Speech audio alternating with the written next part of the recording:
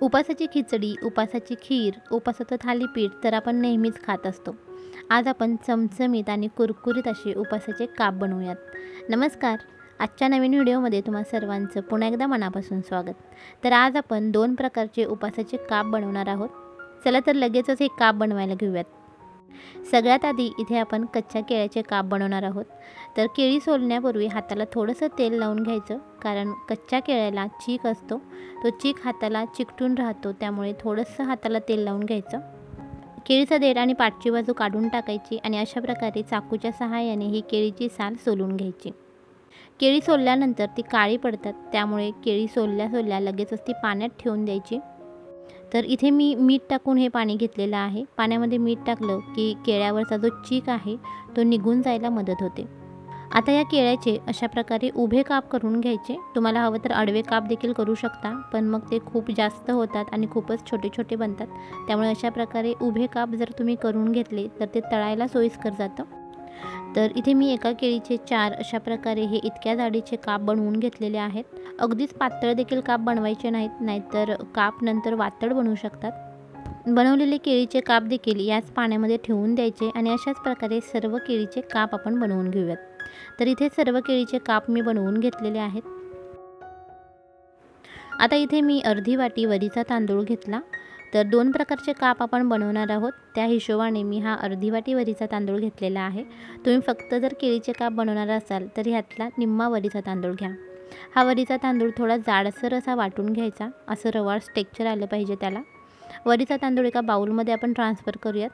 यामध्ये आता घालूयात चवीपुरतं मीठ. त्याचसोबत यामध्ये थोडीशी मिरची पावडर घालायची.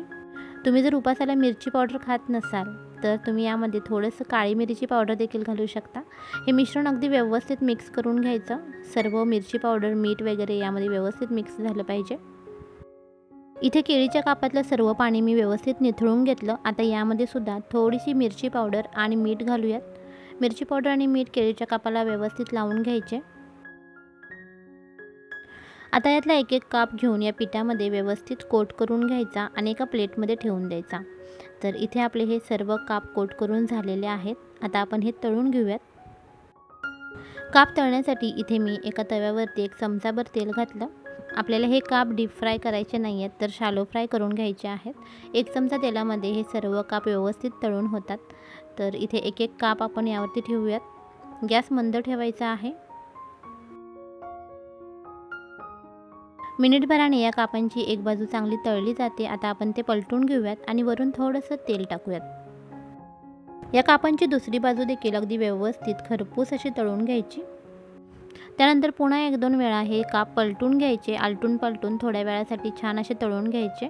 आणि इथे तुम्ही पाहू शकता आपले काप तळून तयार झालेले आहेत. आता आपण ते काढून घेऊयात. अगदी कुरकुरीत चमचमीत असे हे केळीचे काप बनवून तयार आहेत.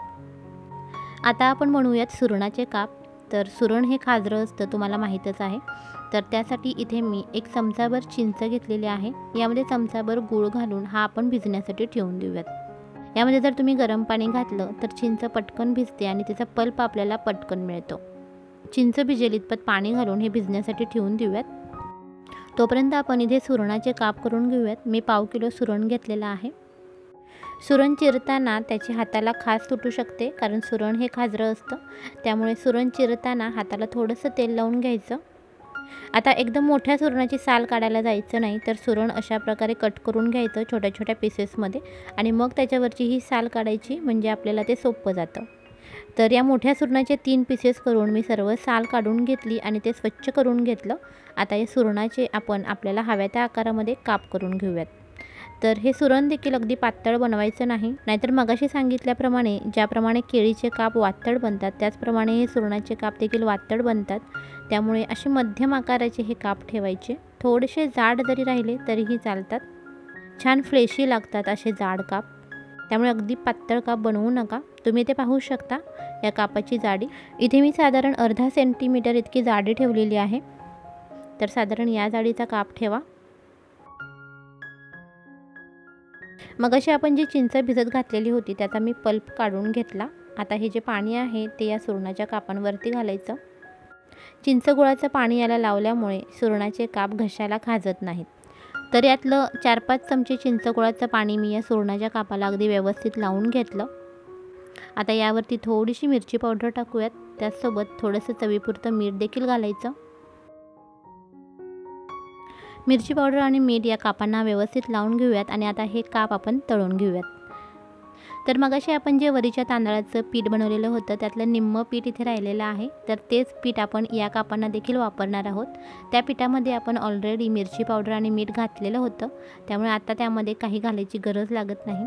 तर सुरणाचे एक एक काप घेऊन या पिठाने व्यवस्थित कोट करून घ्यायचे आणि एका प्लेटमध्ये ठेवून द्यायचे. इथे सर्व सुरणाचे काप अशा प्रकारे कोट करून घेतले. आता आपण ते तळून घेऊयात.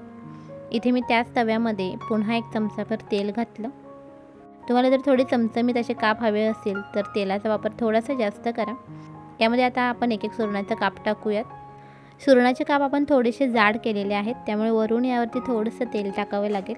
आता हे काप आपण झाकण ठेवून छान असे फ्राय करून घेऊयात. झाकण ठेवल्यामुळे सुरणाचे काप आतपर्यंत अगदी व्यवस्थित शिजतात, कच्चे राहत नाहीत, कारण आपण ते थोडेसे जाड बनवलेले आहेत. तर झाकण ठेवून 2 मिनिटं मंद आचेवरती हे सुरणाचे काप मी तळून घेतले. आता ते परतून घेऊयात.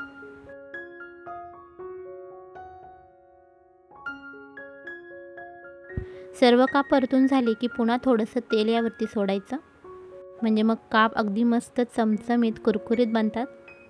पुन्हा झाकण ठेवून 2-3 मिनटासाठी काप छान तळून घेतले आणि इथे आपले हे सुरणाचे काप देखील बनवून तयार झालेले आहेत.